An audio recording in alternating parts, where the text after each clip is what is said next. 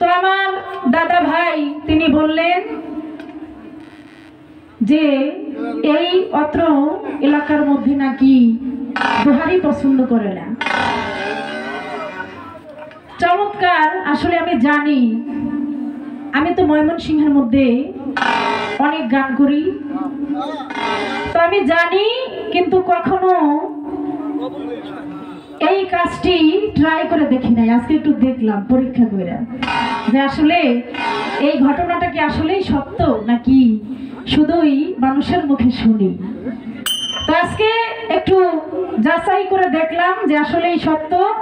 সমস্যা নেই, আমি ডালিয়া দেওয়ান অনেক ক্ষুদ্র ছোট একজন গায়িকা, দুই একটি গান যাই করে থাকি, কিন্তু দোহারি খুব কমই থাকে। ইউটিউবে যে গানগুলি রয়েছে অবশ্যই অনেকে দেখেছেন, তো সমস্যা নাই, দোহারি ছাড়াও গান গাইতে পারি।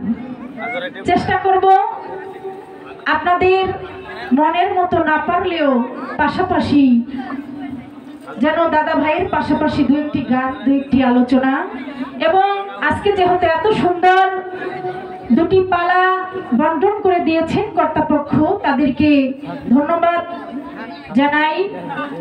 সেই পালা দুটি হলো গুরু এবং শিষ্য।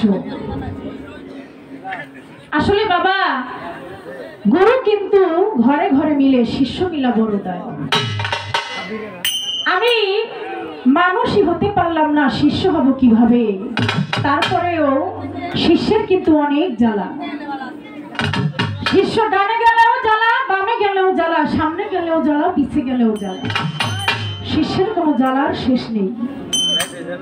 তারপরে যেহেতু কর্তার ইচ্ছায় কীর্তন, তারা যেই ধারাতে আমাদের উভয় শিল্পীকে দুটি ধারা দিয়েছেন, সেদিকে লক্ষ্য রেখে অবশ্যই চেষ্টা রাখবো আজকের যিনি গুরুর ভূমিকায় রয়েছেন, বাংলার সুনামধন্য গায়ক, আসলে তার গুণ, তার গান, তার জ্ঞান কোনো কিছুর কাছে আমি নই, অতি সামান্য আমি।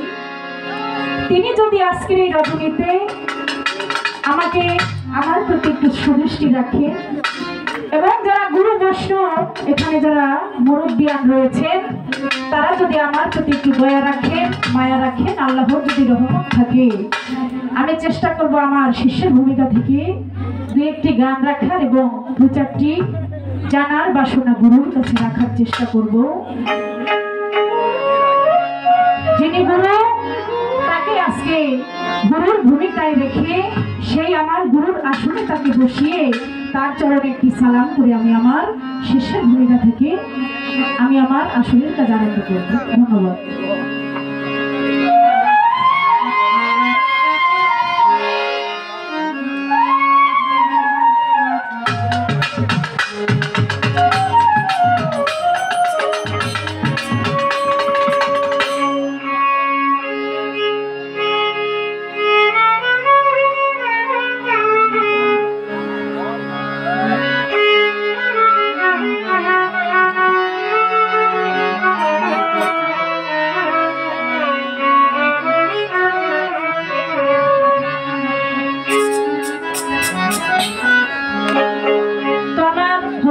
বকশিশ পাইছে, আবার সাউন্ডম্যান ভাইকেও দিছে, সমস্যা নাই। শুধু সাউন্ডম্যান ভাই না, হ্যান্ডস পার্টি যারা আছে তারাও পাবে, কিন্তু আগে তো আমার পাইতে হবে নাকি? সবাই শুধু শিল্পীদের দিকে লক্ষ্য রাখলে হবে না, যারা হ্যান্ডস পার্টি তার সঙ্গীতে তারাও কিন্তু অনেক কষ্ট করছে। 10 টাকা 20 টাকা যে যা পারেন, আমরা খুচরা টাকাও নেই, ঠিক আছে? সবাই সকলের দিকে খেয়াল রাখবেন। তো আমি আমার পালার দিকে চলে যাচ্ছি।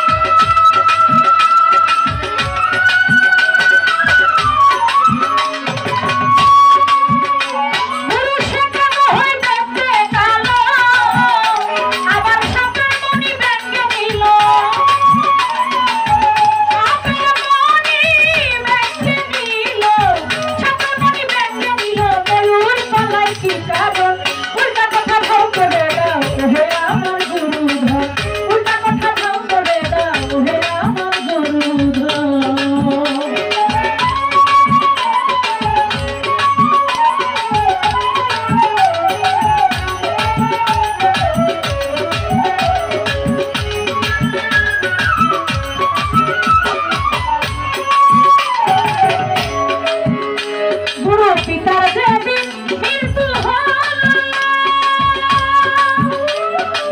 সেদিন যুবতী হলো পিতার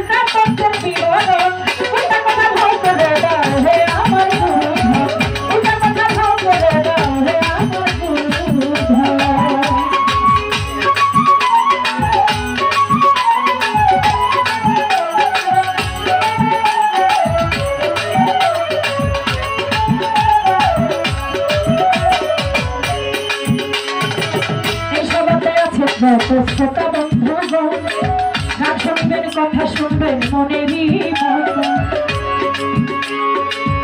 আর যদি মাঝে মধ্যে উঠা বসা হয়, আর যদি মাঝে মধ্যে গন্ডগোল হয়, কথাবার্তা হইলে কি বিচার গানে মজা হয়।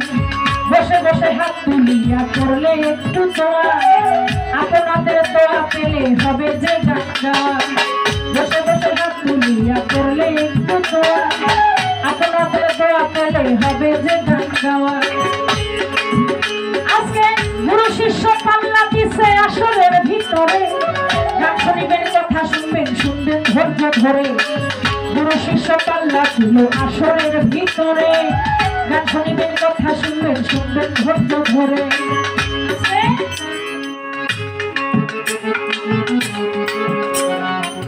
কবি জালালউদ্দিন খাঁ তার এই গানটির মধ্যে যে বাণীগুলি তিনি লিখে গিয়েছেন, এরপরে আর কোনো গুরুর কাছে প্রশ্ন রাখতে হয় না। অনেকেই বলে যে গুরু শিষ্য পালার মধ্যে গুরুকে প্রশ্ন করা যাবে না। বাবা, শিষ্য যদি প্রশ্নই না করলো, শিষ্য হইল শিশু। শিষ্য শিশু সরল সোজা ফেলে দিচ্ছে পাপের বোঝা, তার আবার কিসের সাজা, গুরুর হৃদয়ে মিশাই হৃদয়। তাই তো শিষ্য হলো শিশুর ন্যায়, যেমন বাবা মাকে যাই দেখে তাই জিজ্ঞাসা করে, বাবা ওইটা কি? মা এটা কি? এটা কেমন খেতে? এই জিনিসটা কেন? এই কথার অর্থটা কি? এইভাবে আমি আমার গুরুকে যদি প্রশ্ন না করি তাহলে তো আমি কিছুই জানতে পারবো না। আর আমার মাধ্যমে আমি যখন আমার গুরুকে প্রশ্ন করব, আপনারাও আমার মাধ্যমে অনেক কিছু জানতে পারবেন। যেহেতু আজকে কর্তাপক্ষ বেশ চমৎকার পালা দিয়েছেন, যত পালা রয়েছে শরীয়ত মারিফত, নারী পুরুষ, হাসর কিয়ামত এবং আরো যত পালা রয়েছে, সকল পালার মধ্যে শ্রেষ্ঠ এবং উত্তম পালা হচ্ছে গুরু এবং শিষ্য। এই গুরু শিষ্য পালা গান গাওয়া কিন্তু অনেক কঠিন ব্যাপার। এই দুনিয়াটাই কিন্তু গুরু শিষ্যর ন্যায় রয়েছে। আল্লাহ রাসূল তারা এই গুরু শিষ্যর প্রেমের মাধ্যমেই এই পৃথিবীটাকে এত সুন্দর করে সৃজন করেছে, যার প্রেমের কারণে। তাই তো বাবা, আজকে যিনি আমার গুরুর ভূমিকায় থাকবেন তাহার কাছে আমি আলাদা করে প্রথম মঞ্চে আলাদা কোনো প্রশ্ন করব না। শুধু এই সাধক জালালউদ্দিন খাঁ তার গানের মধ্যে যে রচনা করেছেন, যে বাণীগুলি তিনি আমাদের মাঝে রেখে গিয়েছেন, সেখান থেকেই তার কাছে আমার কিছু জানার এবং বোঝার বিষয় থাকবে।